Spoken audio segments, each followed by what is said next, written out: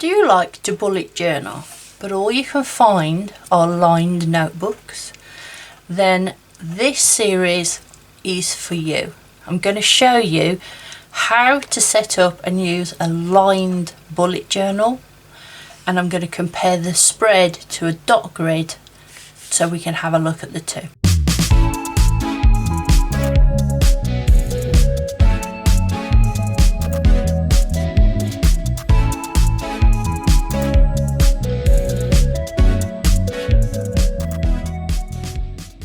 Hello everybody, it's Edwina from My Craft Orchard. How are you?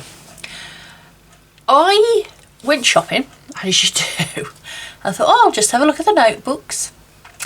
And I think every single one I picked up out of the supermarket, out of Ryman's, which is a stationery shop, out of Home Sense, which is a place where they sell sort of a lot of different things, homeware and stuff, but they've got a big journaling section, TK Maxx, and all of those sort of things. They all have lined notebooks. Now, I like a dot grid, but I have an awful lot of lined notebooks, and I wanted to explore how we can use how do we use a lined notebook? So I asked the question of a few people, and they said, well, a lined notebook is, I see college notes in it, or I just use it as a to-do pad, or working out things. Nobody really that I've spoken to uses a lined notebook as a bullet journal. So I thought what I would do is I would set up a lined notebook, which is this one, and I've got a dot grid bullet journal as well, and just set them both up exactly the same, do the same spreads, do the same decoration and all of those sort of things in the two, just to show you the difference. Okay, there's an awful lot of people, and I'll recommend a few down below. I can't remember all of their names. The bullet journal method, they've got a YouTube channel that tells you all the information you need to know about how to set it up, what the method is, how to decorate it. There's so many videos, but not many online. Let me show you then just how I've started off getting these two, and let me show you the books and show you how I've started. So the first one is a bullet journal. It was a bullet journal kit that I had out of Aldi. There was a stencil. It came in a poly pocket with a bit of washi and all those sort of things. Those things have all gone into my stash because I've had this a while. Okay, but this is a dot grid, and it's quite a harsh dot grid, but I have bought one of these before, used it as a bullet journal, and I actually really like it. And the one thing I also like is the fact that it's got the key code already in there, and it's also got like a doodle page for your ideas on how to doodle with the dot grid. So that's the first one. Now this one is a Pepper Laney, and it says time to organise on it. This came out of TK Maxx. Both of them, this one as a set out of Aldi was a £5, and this one just as a notebook out of TK Maxx I think was £4. So they're not expensive. They're not like your proper bullet journal method, which is £25, or your Listrum or your Moleskine. They're all like £12. These are not cheap. I wouldn't call a £4 notebook cheap, but they're within a reasonable price range to buy. Now the paper in these are both really good. They feel nice. I can't tell you what they are because it doesn't say. So this one is your lined notebook, and the lines on this are sort of like a beigey colour, and they're what I would call normal space, and they're not a narrow line. I don't know if I can, there we go. So those are the lines, and then the dots they're quite harsh in this one.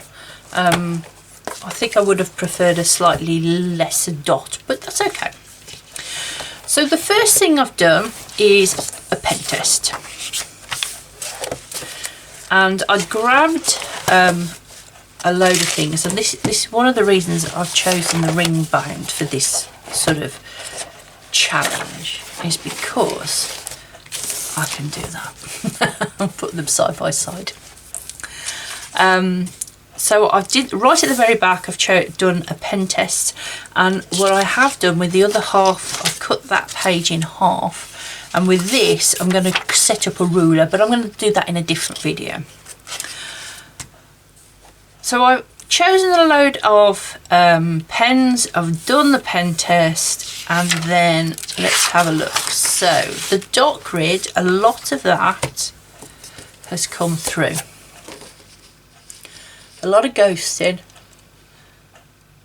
but none of them, apart from that orange, that one there, that max point there, has come through. So that's okay. The black and the pencil work. I tend to find the darker colours, like this green has come through, this blue here. So with this one, it's going to be the darker colours. With this one, let's have a look, shall we? It must be slightly thicker paper, because again, this orange one here is ghosting through, and the zig dots seem to have sort of spread into the paper a bit, and that green one there.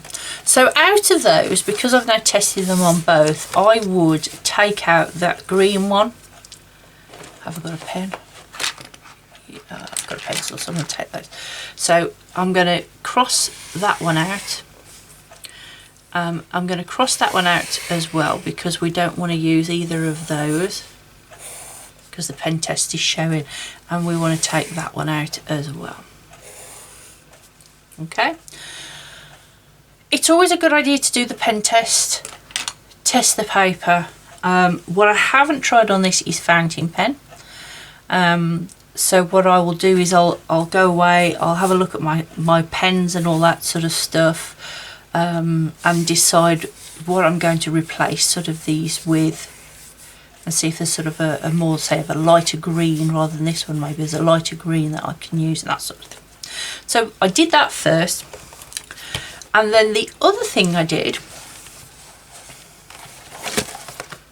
was I went through with a pack of sticky notes. And I've chosen what I'm going to do on each page.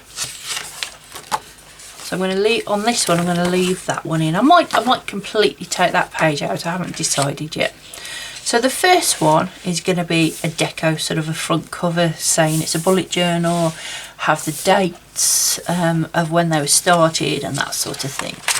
And then it's like a traditional bullet journal. So we've got the index. We've then got a future log. I did start drawing out a pencil, but that's the beautiful thing about rings, is I can actually take that page out. So I did start marking out a ruler by the looks of things, so I'll take that out and use that. So we have a future log, and by sticking in the sticky notes, and I use this once I've decided which spray goes where and I've drawn them in, when it comes to the next month, I use sticky notes to decide what's going where. Because when it comes to it, I think, oh, well, I definitely need a future log. It might not be quite in the right place. So you start drawing it, it's difficult to move. And so I've then gone through, so I've got monthly cover and dashboard. We've got the monthly setup. I've then got monthly social and YouTube. Yep. Weekly.